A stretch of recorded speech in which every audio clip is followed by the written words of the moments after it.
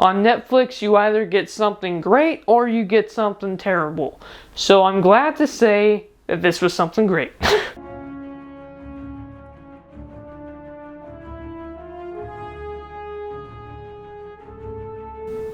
Hello guys and welcome back. Welcome back to Dylan's Little Hobbies.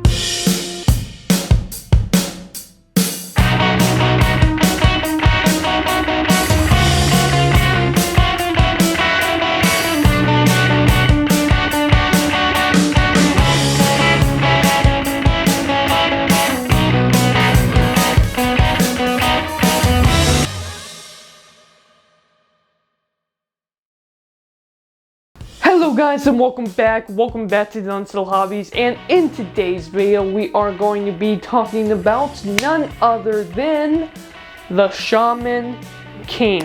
What can I say about this anime?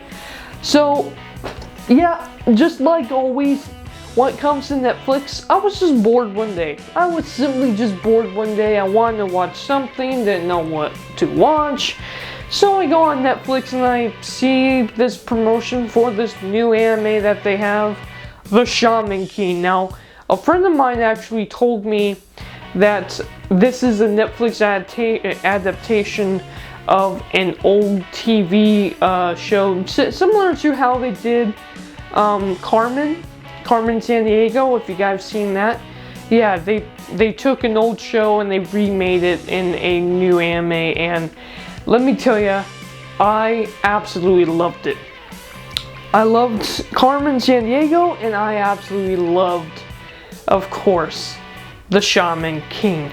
Now, what can I say about it? Yeah, I had no idea that this apparently was another anime from years ago. Apparently, this anime has been out for a while, but they just released the latest new season, and that's how, or latest new episodes for the season, and that's how I found out about it. So I watched it just being bored one day, and I ended up actually really surprised on how much I actually ended up liking it. Like, at first when I first saw the first couple of episodes, I'm like, it's okay. But as the story went on, I started really getting into it. So what is the story? It's about, well, it's actually about these two brothers, but one of them is an ancient, like 5,000-year-old soul, or 3,000-year-old soul, whatever it is. He's an ancient soul from 1,000 years ago, and he used to be part of this family, and he was a major villain, majorly evil. But he actually has a tragic story on how he became the evil soul he became. And he wants to actually become the Shaman King so that he can make sure that everyone else has a peaceful life. Or at least that's kind of what I got from the tale. Mostly it looks like he wants to rule everybody as the Shaman King. And of course they have to stop that. And then you got his little brother, So again, when they were born, he was reincarnated into a new baby. They even tried to kill the baby version of him, It was insane, but I guess, the old saying goes, if you could kill baby Hitler, would you, right? Well, these guys tried killing baby evil. And yeah, it ended up not working for them, because even as a baby, he had so much power from his previous lives all wrapped up into one that they could not defeat him. So we got his younger brother, the brother that was born of this era, and his name is Yo. And I really like Yo. Yo's kind of the main character here, and it's funny. Yo's life is kind of messed up. I mean, first off, he's a shaman, and everyone thinks shamans are weird, so they all kind of look down on him. He never really had a true friend. And then he gets to meet one. He meets Manta, which is this other kid that for some reason can also see ghosts and spirits, like a potential, and that's right, a potential shaman could. So I think by the end of the show, Manta is also going to become a shaman, but he hasn't at this point, at least not of what I've seen in the show just yet. And yeah, as shamans, they can see ghosts, they can use ghostly abilities, use the ghosts' spirits to fight, to attack, to power up.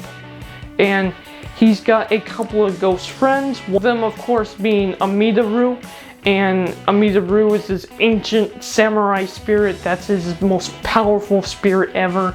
And he's gone through his journey, he makes a bunch of friends, and he tries to become the Shaman King.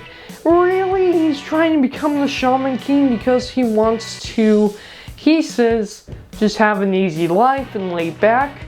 But really, he says he just wants that for himself. He's really laid back, he really doesn't care about fighting. He will to protect his friends though. And that's the thing, he wants his friends to be able to lay back and have an easy life. So he wants to become the Shaman King to make all of his friends' dreams come true. Which of course he gains throughout the series. And some of his greatest villains even become his greatest friends. So it reminds me a little bit of Dragon Ball, a little bit actually, because a lot of his major villains end up becoming his major friends. A little bit Naruto there too, because they go into the tournament. Really, that's a Dragon Ball thing though. Yes, there is a Dragon Ball tournament with all of these major cool ghostly powers. It's actually a pretty cool fight. And there is a lot more. I mean, a lot more to this show. But if I talk about it more, I'm going to end up making this video hours and hours long. So instead of that, I just want you guys to know that the Shaman King, I give it an 8 out of 10. I would definitely recommend you give it a watch.